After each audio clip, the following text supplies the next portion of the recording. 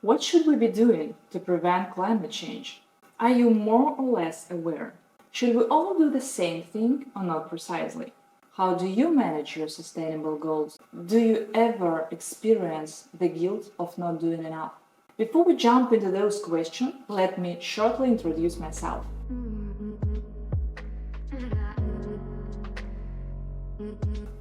My name is Anastasia. I'm a psychologist and coach, the author of ecobeing training, which helps companies to achieve their sustainability goals. If you want to learn more about different aspects of environmental sustainability or psychology of change, please join us to become a part of a community of like-minded people. So, please subscribe to my channel, actively participate in the discussions, write your questions.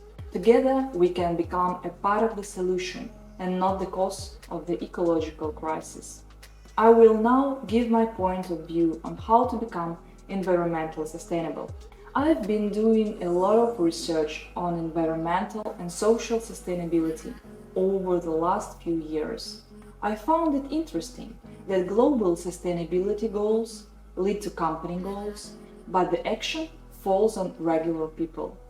This is where we stray from a rational to an emotional plan, which includes feelings, habits, thoughts, and people's desires. The more I dove into this while writing my psychology dissertation, the more I realized the significant role of the human inner world plays in global processes. We can create methodologies, write lists of sustainable development goals, and adjust them annually. But the crucial question is how to achieve those goals. How can we translate a common goal into an individual goal? These led me to the lifelong philosophical questions about the relationship between man and nature and about their evolution. I believe it's important to talk not only about what needs to be done for sustainable development, but also the practicality. The goals change every year. For example, recently, anti-racism was added to diversity, equity, and inclusion as a goal for the coming years. Next year, something else might be added or excluded. I'm constantly talking to people, studying scientific literature, and adjusting my vision. And I think we cannot be guided by a fixed list of actions. What should we do then? The fact is that there is a gap between ecological knowledge and pro-environmental behavior, a gap between knowing what we should do and what we actually do. Numerous theories have tried to explain this gap over time. Hundreds of studies have been conducted. Psychologists have found a correlation between a person's identity, values, and environmental behavior. However, there is no solution on how to move from knowledge to action. I see the answer in taking personal responsibility in all aspects of our lives, not for ecology, but as a whole.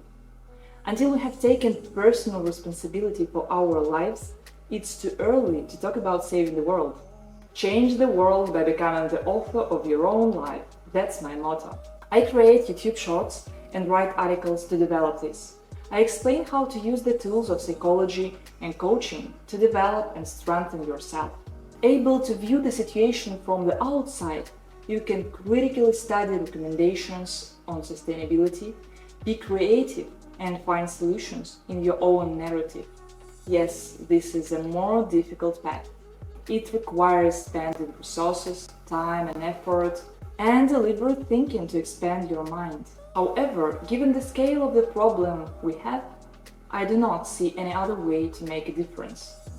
So let's look at the reality of global warming together to find our own ways to turn the situation around. You and I have different values, experiences, and knowledge. Therefore, the steps and actions we will take will also be different. That is normal. Moreover, we have different characters and feelings.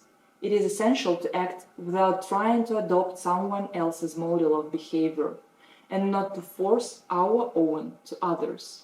So on this channel I will speak about different aspects of environmental sustainability and about my ecobeing training that I believe could really help to introduce green thinking into your company without enforcement or pressure, and will help your company to achieve your sustainability goals.